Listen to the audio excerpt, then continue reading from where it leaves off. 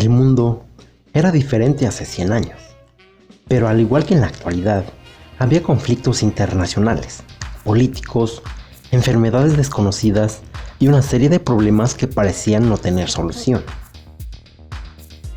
¿Qué tal, amigos? Esta vez les presento 10 datos y acontecimientos increíbles que sucedieron hace 100 años.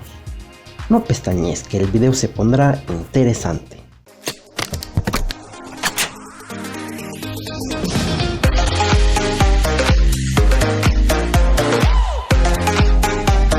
Sanguijuelas para tratar enfermedades. La traducción más cercana de sanguijuela es chupasangre. Estas criaturas son una especie de invertebrados que pueden succionar hasta 5 veces su peso en sangre. El uso de sanguijuelas en la medicina inició en la antigua Grecia, pues creían que los animales podían equilibrar los humores del cuerpo y curar diferentes dolencias al succionar la sangre. Los médicos utilizaban sanguijuelas para tratar fiebres, gases, dolor de muelas y hemorroides. Aunque su uso perdió popularidad, aún se utilizaban a mediados del siglo XX. En la actualidad, ya no utilizan sanguijuelas para extraer sangre. Sin embargo, los animales todavía son objeto de investigación científica para encontrar curas de enfermedades y usadas en algunos tratamientos. Matrimonios arreglados. Hoy en día, todavía hay algunas culturas en las que los matrimonios arreglados son normales, pero cada vez son menos comunes. Hace 100 años, era una constante. Se piensa que las familias antiguas comenzaron a arreglar matrimonios para evitar la endogamia. El emparejamiento entre individuos de la misma familia. Te amaría por 1000 años más. Y producir herederos sanos. Además, en 1920, el matrimonio infantil era común porque los padres de las niñas decidían cuándo era tiempo de que se casaran. El Ku Klux Klan era normal.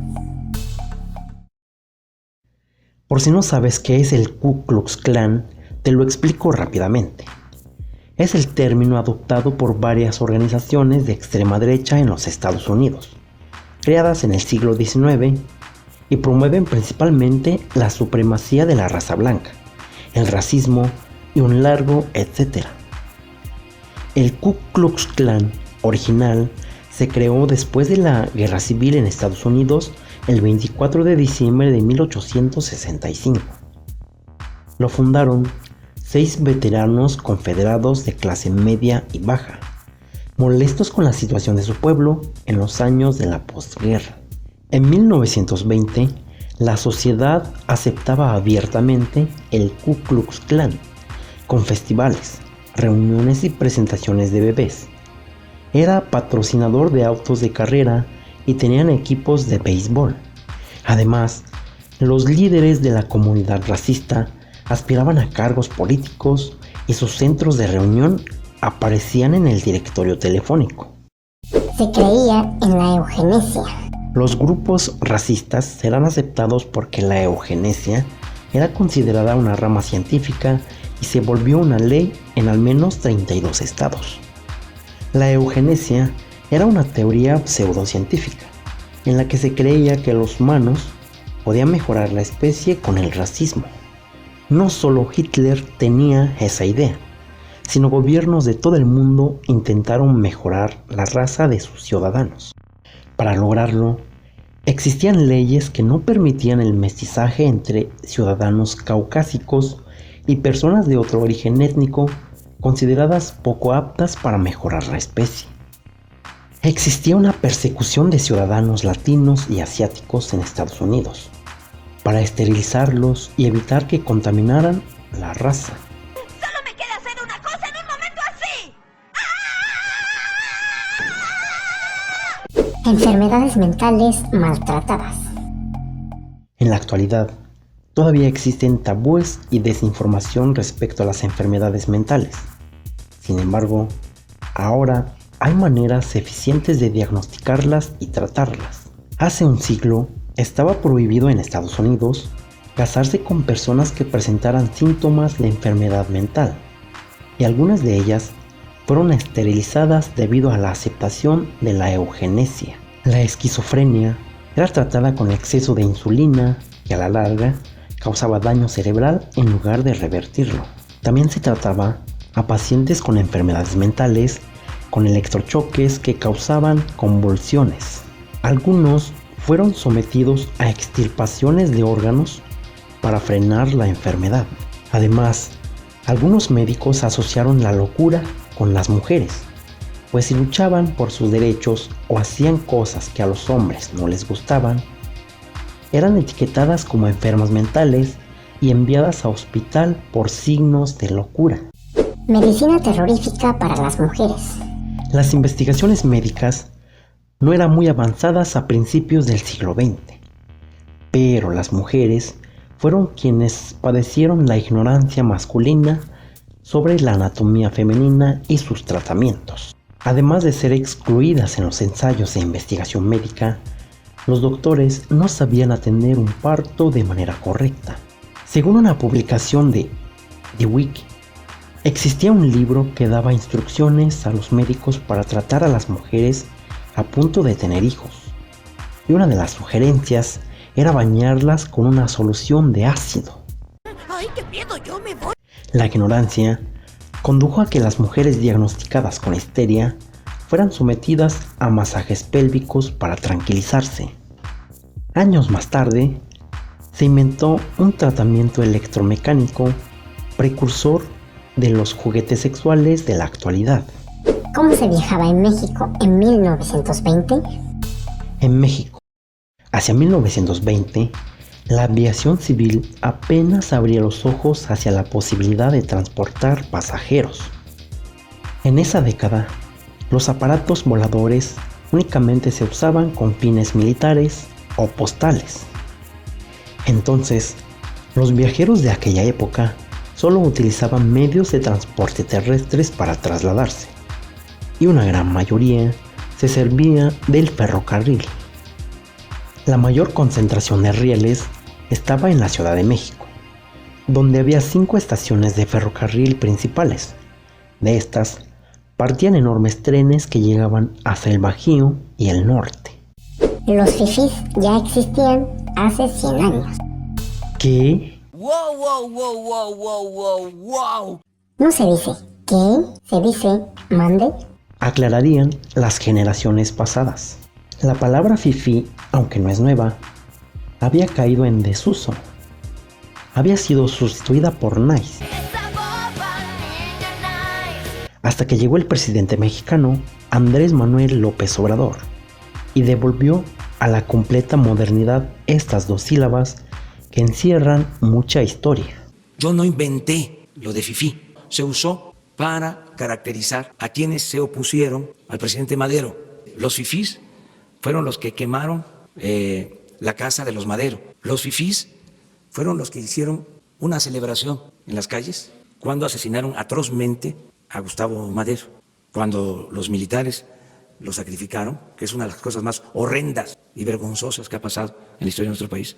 Salieron los fifís a las calles a celebrarlo y había toda una prensa que apoyaba esas posturas. Entonces, ¿qué son al final los fifís? Pues son fantoches, conservadores, sabelotodos, hipócritas, doble cara, hace cuestionamientos, sin ton ni son, tienen derecho. ¿Sí? Es garantizar el derecho a disentir, pero sí, yo tengo también el derecho de expresarme, de manifestarme, y que no se entienda que es una cuestión de odios, de rencores, no. Según la Real Academia de la Lengua Española, fifí es aquella persona presumida que se ocupa de seguir las modas. El presidente de México, tras usarla de manera recurrente, devolvió la palabra a las redes para referirse a los medios de comunicación y escritores más conservadores. Un historiador encontró en la biblioteca Marte R. Gómez de la Ciudad del Noreste de México varios números de un periódico de 1920 que se llamaba El Fifí.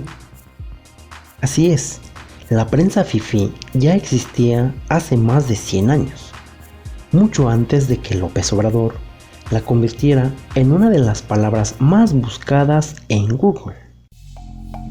Gripe española. Los virus y enfermedades se han presentado desde tiempos inmemoriales. En 1918, poco más de un siglo, llegó a México una de las peores pandemias del mundo.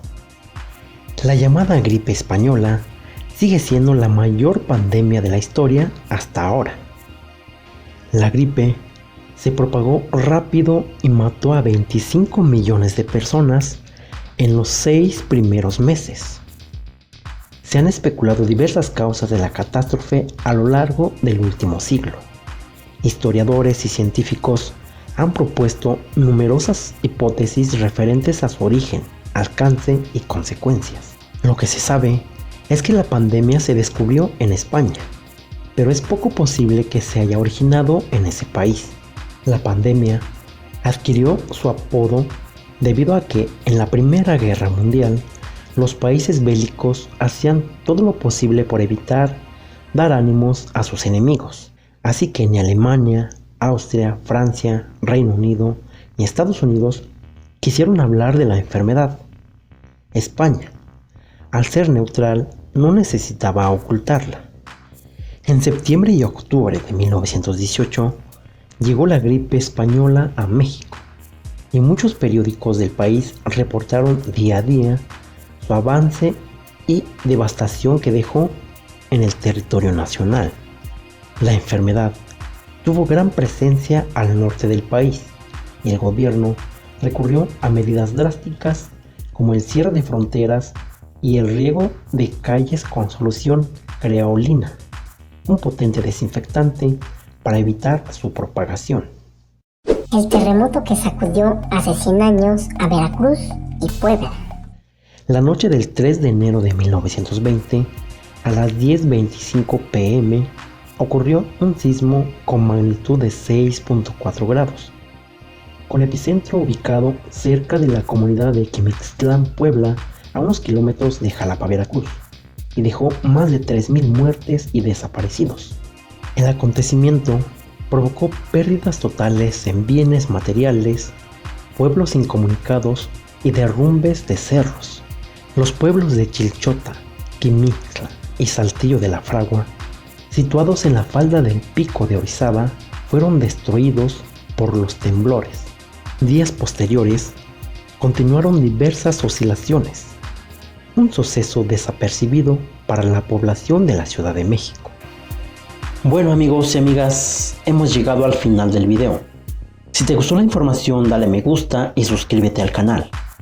Coméntanos qué opinas en la caja de comentarios. Hasta la próxima.